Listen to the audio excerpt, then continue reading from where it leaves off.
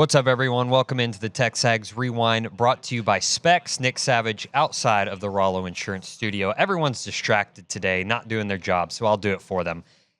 Today on the Rewind, we had Billy, we had Buzz Williams, we had, who do we have? Kendall Rogers, also had Tom Hart and OB, so check it out. Shoot so poorly from the free throw line, not have their best player in Wade Taylor, and still have a chance to win a game against Alabama. Explain that to me. Scrappy team that's able to force turnovers and get some points off turnovers. But other than that, it's just they willed themselves to stay in that game. Unfortunately, they don't shoot three-pointers very well either. No. And so... So what do they do well? They do offensive rebound well. They do force turnovers well.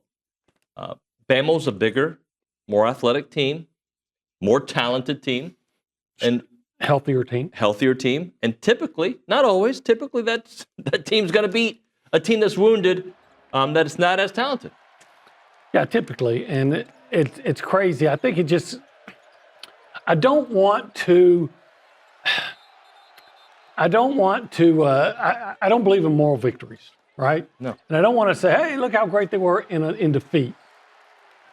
But it's another example of this toughness, this, heart is the word that's always overused in sports, but just this intestinal fortitude of this team that looking at the numbers, there's no reason to believe that A&M should have been even in the game, and yet with about 20 seconds to go, they were in the game. They were shooting to try to tie, and then even later than that, they're shooting a free throw to make it a one-possession game, and of course, they missed. So, I mean this with respect. To me, the price of admission is to be gritty and tough all game long, but it's not always the case, right? And I do think Buzz does a really good job of managing games to make them a game. Mm-hmm. Because there's no reason, how many different, was it a 15-point lead 3 different times? Yeah, I think that sounds right. And I know it was 15-point lead as late as 7, under the 8-minute timeout. Tom, we talked a little bit about Kentucky. Beyond it being a different type of Kentucky team, what have you seen from them? They can shoot the 3 ball, they can run. What have you seen from Kentucky? Yeah, it's not just that they shoot the 3 ball. It's similar to Alabama in that they insist on shooting the 3 ball. Alabama gets probably a few more rim twos. Alabama isn't shooting the 3 at a very good clip this year, actually. They're just sitting they've been sitting around 32, 34% for a good chunk of the year.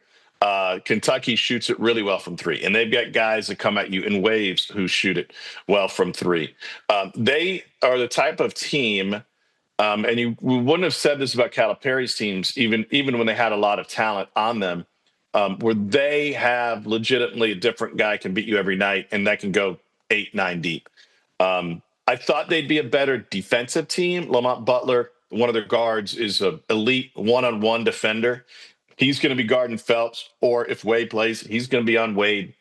So they take a lot of pride on both ends of the floor. I just haven't seen the defensive effort consistently from them, and that surprised me a little bit. So you can get some points on them, you can score on them, but they have a very wide and varied offensive attack. Jackson Robinson, who transferred in from BYU, but originally was at Arkansas and A&M, he's had a flash here and there. He's supposed to be their star player and go-to guy. There are nights where he's not, but it's fine because they have other talent that can really step up. We'll take Oweh, who's at Oklahoma last year, is legit. I mean, that's a loaded team, and they play with great energy and great spirit, and they get that from Mark Pope. I think the biggest thing for me is I always look at teams that get right on the cusp of a national championship. And, obviously those teams are always ultra motivated the next year, even if they lose a bunch of guys. And this is a team that has a bunch of pieces back, and the pieces they added are also ultra experienced pieces. We could go back and look at, A&M's ability and Mike's ability to keep, the returning guys on campus, but let's not forget he was able to get Gavin Cash. Wyatt Hensler is the guy that really could have just picked wherever he wanted to go, yet he stuck with his commitment. And so I just think when you look at the returning pieces, and then you look at how good the transfers are, particularly, Cash, who was awesome in the fall, and Hensler, who, set all sorts of Ivy League records.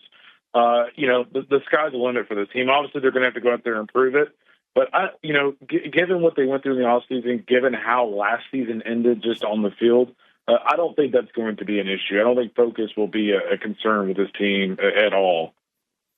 So, Kendall, where do you maybe have some questions about this roster or this team?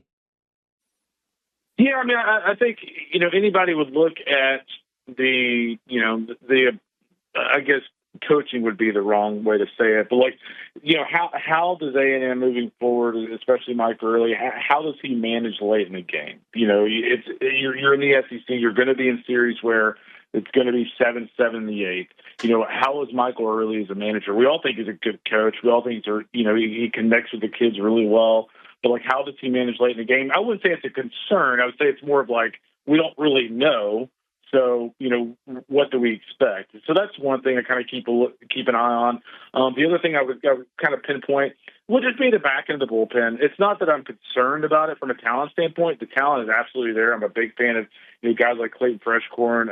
Grant Cunningham was electric at Washington last year, et cetera. But again, you're losing one of the best ever in Evan Ashenbach, and it'd be disrespectful to him to say, oh well. Even with him gone, they're not going to skip a beat, because they will skip a beat to some degree. The question is how much. And so that would be the only two concerns I have. Obviously, I feel great about Ryan Prager at the front of the rotation. You got some good damn coaches at Texas A&M right now. Exciting young ones.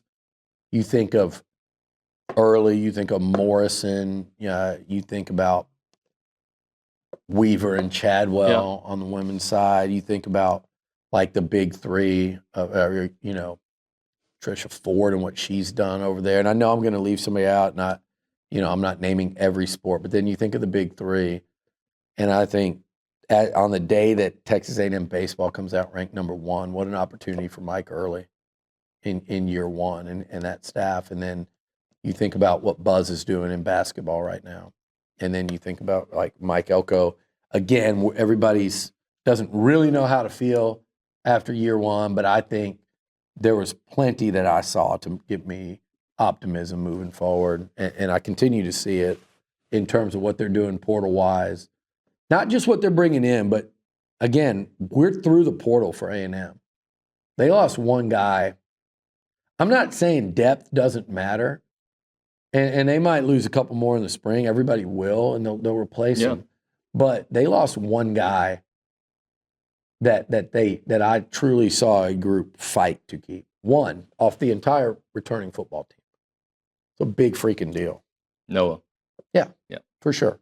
And look, it's a position that I think still upgraded. I agree. They wanted to keep Noah, and I totally understand why.